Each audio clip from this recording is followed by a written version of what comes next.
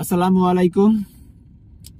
আমি আজকের আমাদের এই ঝ্যামটা নিয়ে আমি কিছু কথা বলবো। আপনারা যদি একটু মনোযোগ সহকারে শুনেন তাহলে কি নিয়ে কথা বলতেছি আপনারা বুঝতে পারবেন। ভিডিও শুনে স্কিপ করে চলে যান তাহলে কিছুই বুঝতে পারবেন না।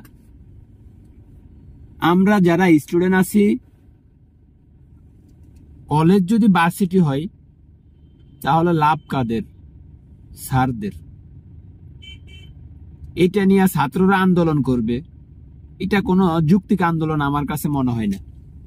যাই হোক, আন্দোলন যদি যৌক্তিক হয় তাহলে বাংলাদেশে উপদেষ্টা আছে বা বাংলাদেশ যারা পরিচালনা করতেছেন তারা, আমি মনে করি যে আন্দোলনটা অতি শীঘ্রই মাইনা নেওয়া উচিত।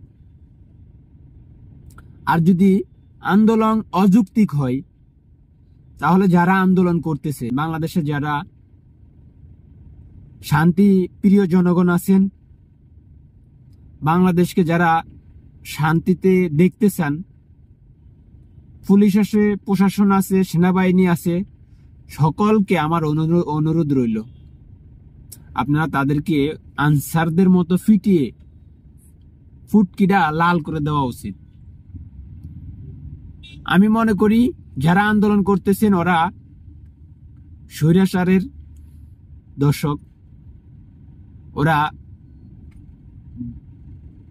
আওয়ামী লীগ, ছাত্রলীগ বা উস্কানি দাতা লীগ কিছু আছে এখন, তারা হইতে পারে। মানে আমরা যারা প্রাইভেট কার চালাই, আমি প্রাইভেট কার চালাই, আমি একজন মূর্খ লোক, কিন্তু আমি জানি না যে ভার্সিটি করলে ওদের লাভ না লোসকানিটা, কিন্তু আমি জানি না। আমরা যারা গাড়ি চালাই, আমরা ঘন্টার পর ঘন্টা ওদের সামান্য আন্দোলন নিয়ে বসে থাকতে হয় জ্যামের ভিতরে। আন্দোলন যদি যৌক্তিক হয়, আপনি ভার্সিটির সামনে আন্দোলন করেন, ভার্সিটির ভিতরে আন্দোলন করেন, স্যারদের সাথে আন্দোলন করেন, বা আপনি সিটি দিয়া যেভাবে যে দেওয়া দরকার ওইভাবে আন্দোলন করেন। আন্দোলন করে রাস্তাঘাটে চলে আসবেন, রাস্তা বন্ধ করবেন, এগুলাতে আমরা শান্তিপূর্ণ মানুষ, আমরা যারা গাড়ি চালাই, আমরা যারা গাড়ি ব্যবহার করি, আমরা যারা অফিস শেষ করি এক জায়গা থেকে এক জায়গায় যাব, আমরা তারা মেনে নিতে মাইনা নিতে পারতেছি না।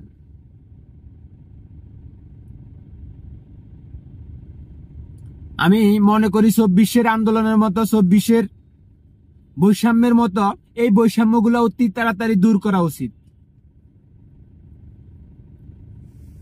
আপনারা যদি দূর না করতে পারেন, আমরা যারা বাংলাদেশের ড্রাইভার আছি, আমরা যারা গাড়ি চালক আছি, আমাদেরকে দায়িত্ব দিয়ে দেন, আমাদের রাস্তাঘাট আমরা বুঝে নিব। আপনারা যদি আমাদেরকে শান্তিপূর্ণভাবে রাস্তা চলাচল করতে না দিতে পারেন তাহলে আমাদেরকে দায়িত্ব দিয়ে দেন, ট্রাফিক বাদ দিয়ে দেন। প্রয়োজনে আমরা একবেলা ডিউটি করব, একবেলা গাড়ি চালাবো। আমরা এত ভোগান্তির মধ্যে থাকতে পারি না। আপনারা যারা গাড়ি ব্যবহার করেন, আপনাদের যারা বাসে চলাচল করেন, আপনারা যদি 5 মিনিট রাস্তা জ্যাম থাকে তাহলে ট্রাফিক সার্জেন্ট বা গাড়ি চালকের 14 গোষ্ঠী উদ্ধার করে দিতেছেন। আপনারা এখন কি করেন? একটা বাস যদি যাত্রীর জন্য একটা স্টপেজে 2 মিনিট বসে থাকে তাহলে বাস চালারে মারতে যান।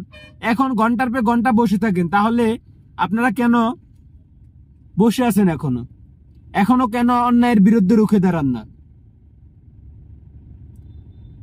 ধন্যবাদ, ভালো থাকবেন, সুস্থ থাকবেন। আর এই আন্দোলন যারা করে তাদেরকে তাড়াতাড়ি মোকাবেলা করার পরিস্থিতি নেন সকলে।